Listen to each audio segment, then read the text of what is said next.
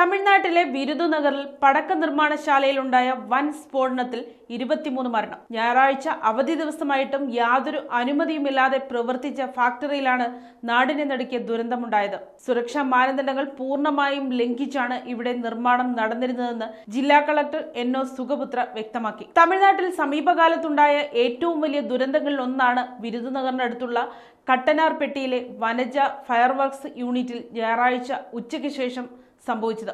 ആദ്യ സ്ഫോടനത്തിൽ 23 തൊഴിലാളികൾ കൊല്ലപ്പെടുകയും 8 പേർക്ക് പരിക്കേൽക്കുകയും ചെയ്തു. വൈകുന്നേരം രക്ഷാപ്രവർത്തനത്തിനിടെയുണ്ടായ രണ്ടാമത്തെ സ്ഫോടനത്തിൽ 6 പോലീസുകാരും 4 അഗ്നിശമന സേനാംഗങ്ങളും ഉൾപ്പെടെ 17 പേർക്ക് കൂടി പരിക്കേറ്റിട്ടുണ്ട്.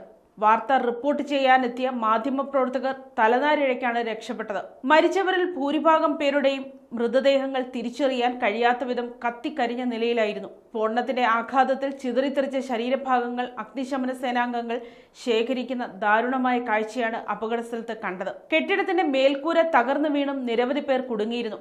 80% പൊള്ളലേറ്റ 2 പേരുടെ നില അതീവ ഗുരുതരമാണ്. ഒരു കുട്ടിയും 5 സ്ത്രീകളും ഉൾപ്പെടെ പരിക്കേറ്റവരെ വിരുദുനഗർ ഗവൺമെന്റ് മെഡിക്കൽ കോളേജ് ആശുപത്രിയിൽ പ്രവേശിപ്പിച്ചു. ഉച്ചയ്ക്ക് 3:15 രാസവസ്തുക്കൾ കലർത്തുന്ന ഷെഡിലാണ് ആദ്യ പൊട്ടിത്തെറി ഉണ്ടായത്. ഞായറാഴ്ചകളിൽ പടക്ക നിർമ്മാണശാലകൾക്ക് അവധിയാണെങ്കിലും ഈ യൂണിറ്റ് അനധികൃതമായി പ്രവർത്തിക്കുകയായിരുന്നുവെന്ന് ജില്ലാ കളക്ടർ പറഞ്ഞു. 40ഓളം തൊഴിലാളികളാണ് ഇവിടെ ഉണ്ടായിരുന്നത്.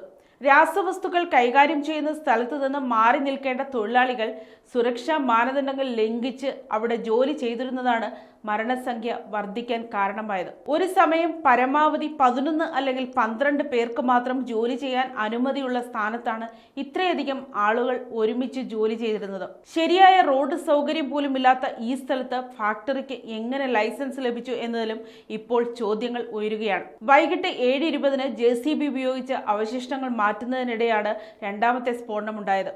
ഇത് രക്ഷാപ്രവർത്തനത്തിനെത്തിയ ഉദ്യോഗസ്ഥർക്കിടയിലും പരിഭ്രാന്തി സൃഷ്ടിച്ചു. ജില്ലാ കളക്ടറെയും SP-മാരെയും അടക്കം സുരക്ഷിത സ്ഥാനത്തേക്ക് മാറ്റേണ്ടി വന്നു. പരുക്കേറ്റവരെ ശിവകാശിയിലെയും വിരുദുനഗറിലെയും ആശുപത്രികളിലേക്ക് മാറ്റി.